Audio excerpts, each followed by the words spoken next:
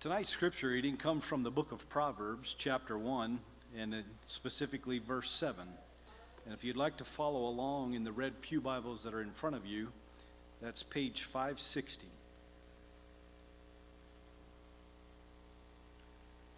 Proverbs 1, verse 7. The fear of the Lord is the beginning of knowledge, but fools despise wisdom and instruction.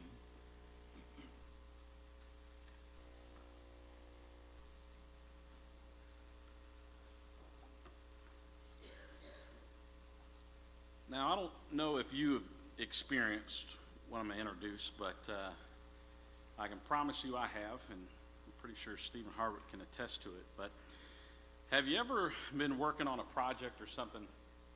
You may have started having no clue what you're doing, or you thought you knew what you're doing, and you're about halfway into it, and you're thinking to yourself, I have no clue what I'm doing. And then somebody comes by and goes, hey, what's going on? And you're like, I'm being an idiot, and I have no clue what I'm doing. And there are moments like that, or moments that we realize in the middle of something, we know what our task is, but we realize halfway through we don't know what we're doing, or we realize that we're being a fool, which I think we're a little loud right now.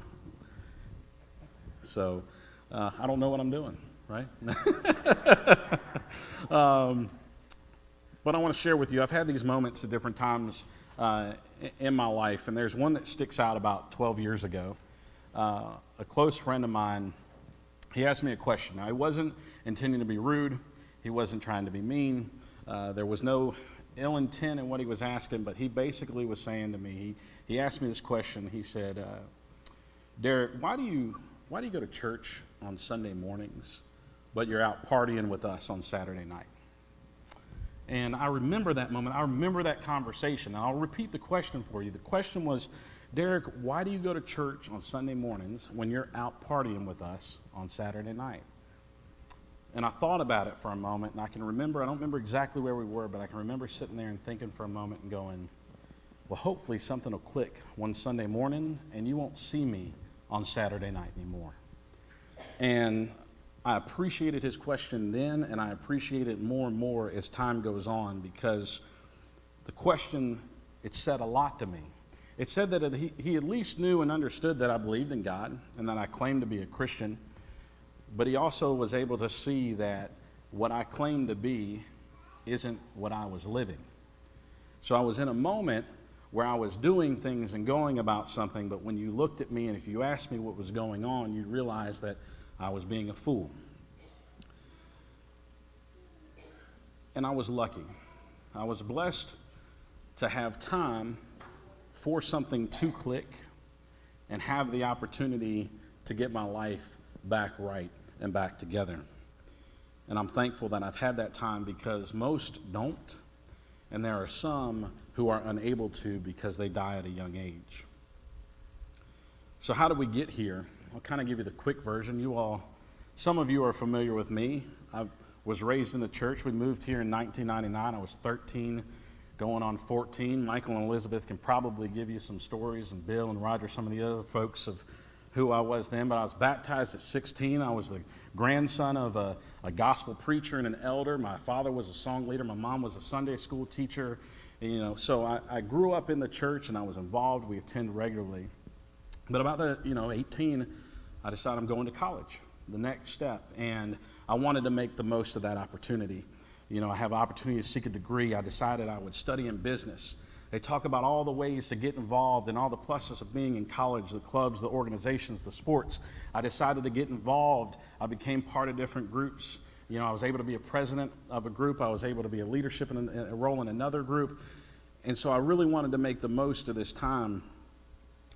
And from that, some different things happened, and we'll talk more kind of as we get to that a little bit later. But I do want to reference the group, because as I was a part of this group, the men that were a part of this group are people that I love and care about. They're friends of mine. They're close to me at the time, and I still have love and care for them. And they cared and loved for me as they knew and saw best as they thought that it should be. And they invested in me. Like I said, they cared about me. And I'm still in contact with some of them, or a lot of them, but most of them know at this point something has clicked and that things are different. They know where I stand, and they realize that more of my actions back the things that I have claimed to be this whole time.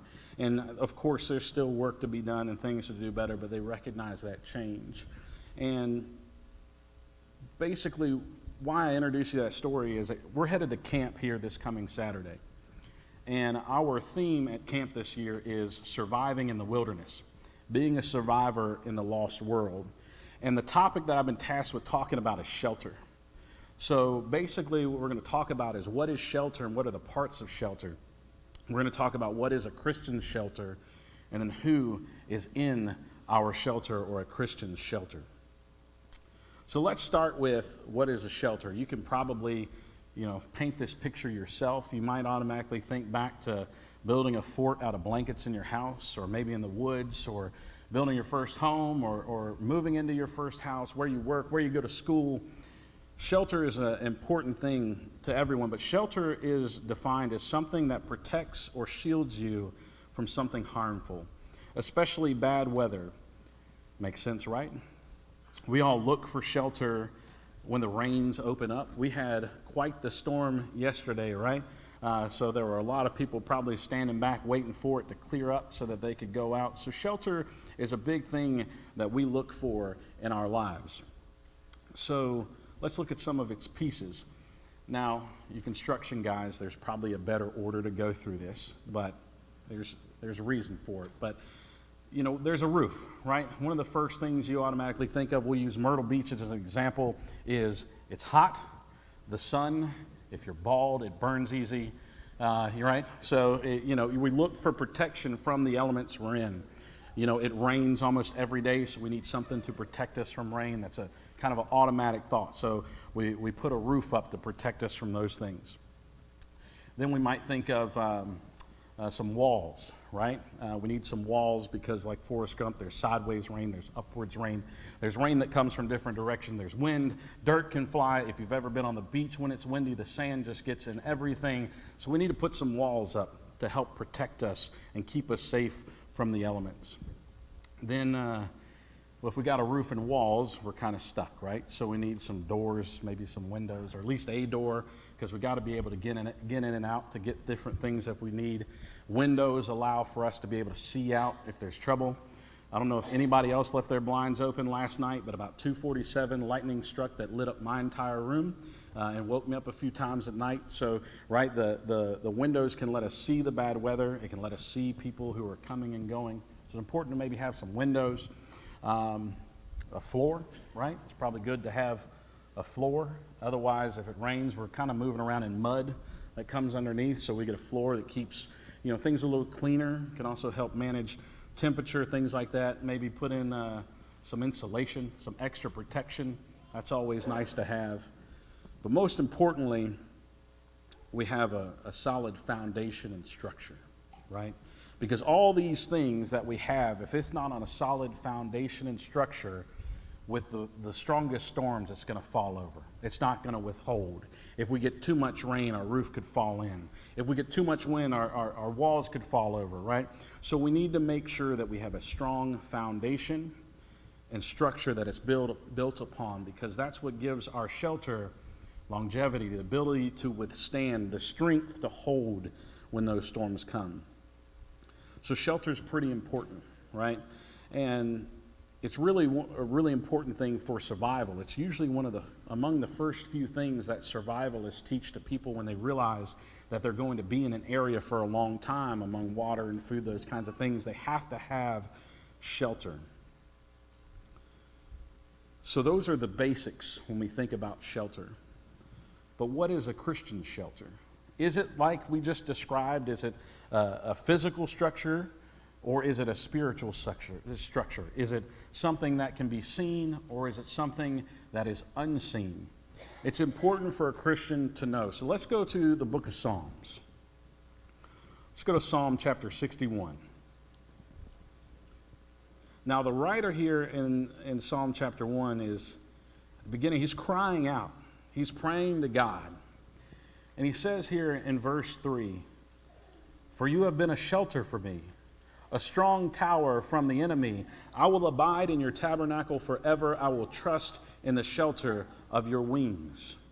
Let's go to Psalm 143. Psalm 143, just at the end. Again, the writer here is praying to God, making supplication, crying out. In verse 9, it starts, "Deliver me, O Lord, from my enemies. In you I take shelter. Teach me to do your will, for you are my God. Your spirit is good. Lead me in the land of uprightness. Revive me, O Lord, for your name's sake. For your righteousness' sake, bring my soul out of trouble. In your mercy, cut off my enemies and destroy all those who afflict my soul, for I am your servant." A Christian shelter is God. It begins with God. It begins with the knowledge of God and learning what that is and what that means. He provides our shelter. And for Christians, there's even more to it. Let's go to Ephesians chapter 2. Some of you may be familiar with this, but let's turn to Ephesians chapter 2.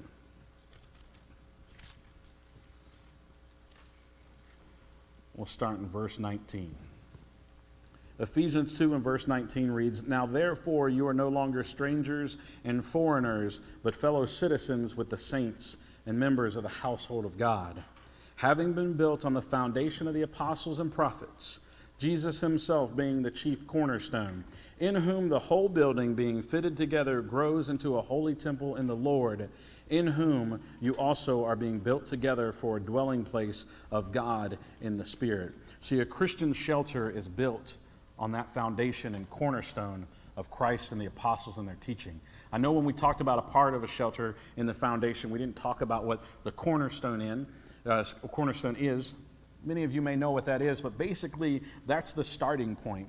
That's the most important part, that you start on the right piece, the right beginning, and that's Christ for Christians. And then on top of that, the apostles went out and taught. So we have Christ and his sacrifice and his teachings that began it all, and then the apostles that went on forward, that taught it and helped build that structure. So we have this shelter that's built by God, that's on the foundation of Christ. And there's more to that too as you read those scriptures. Let's look back at that a little bit more. Verse 21, "In whom the whole building, being fitted together, grows into a holy temple in the Lord, in whom you are also being built together." See, part of that shelter is the body. It's us being together. Christians are part of the shelter. So to answer the question, or introduce the question of who is to be in the shelter of a Christian, the answer on the front is fellow Christians. But we're going to look at and talk about why that's important. So once you know that your shelter is God's shelter and what it's built on the teachings of Christ and his apostles and disciples, let's look at some other scriptures when we look and we talk about who is in the shelter with us. Let's go to 1 Corinthians chapter 15.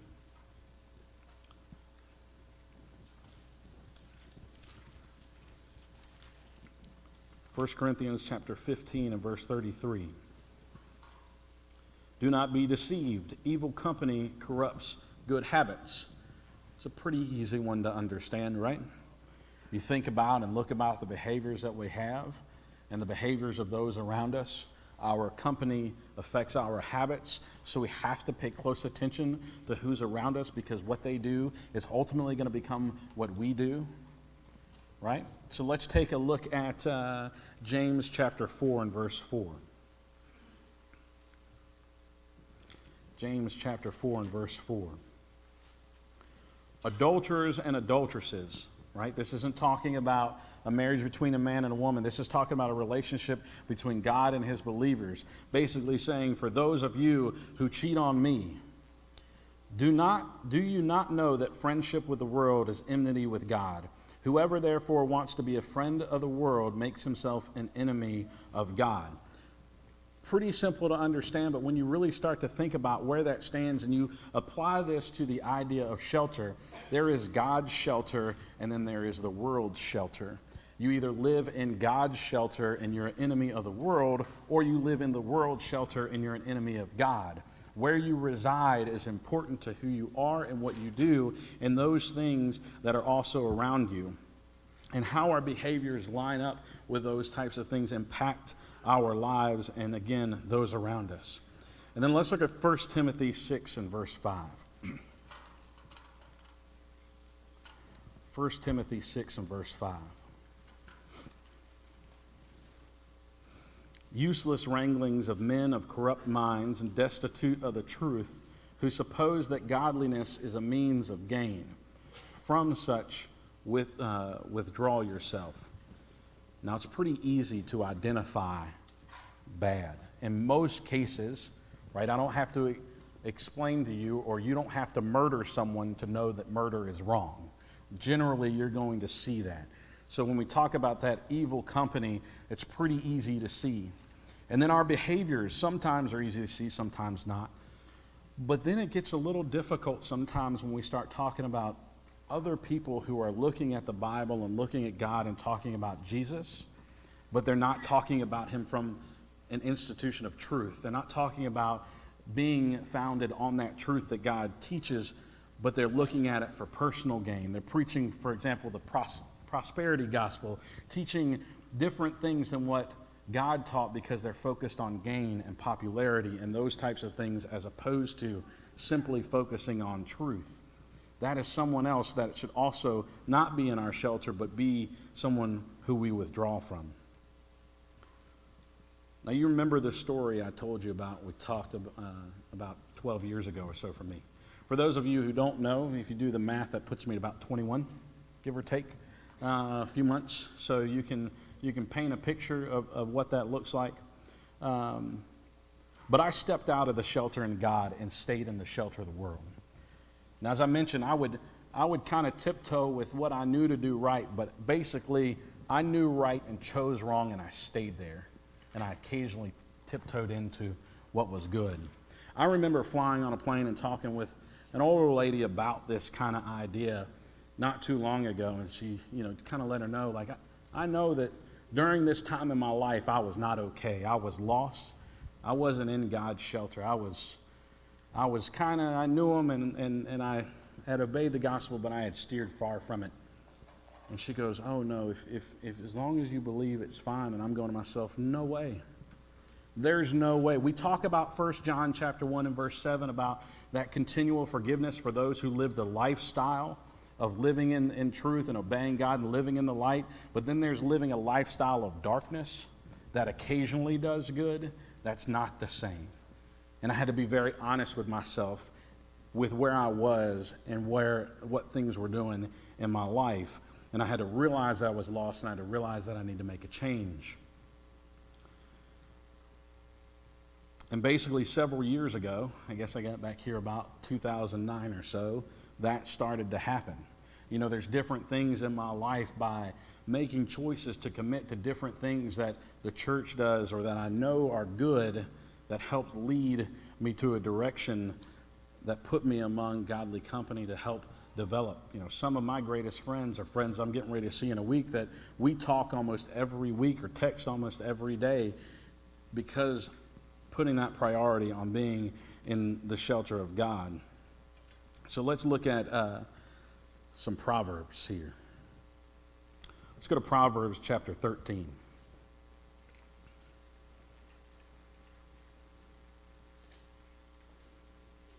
Proverbs chapter 13.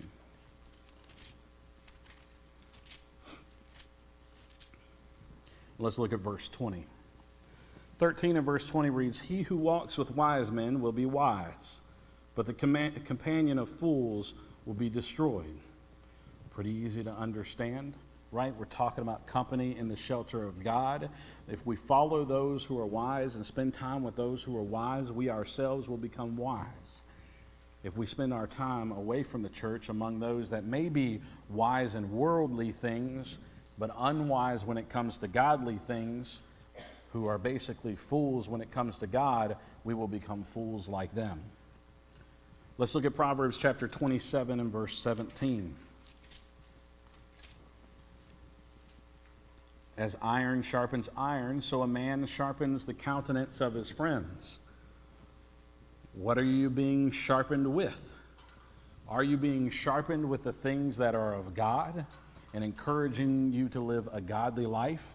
Or are you being sharpened with those things that are not of God, teaching you to do things that you wish you never knew? Because those things can be difficult to unlearn, right? So understanding that those who we are around, they sharpen us. But at the same point, what are we being sharpened in? Are we being sharpened in God's way, or are we being sharpened in an evil way? Now let's go to Proverbs 18 and verse 24.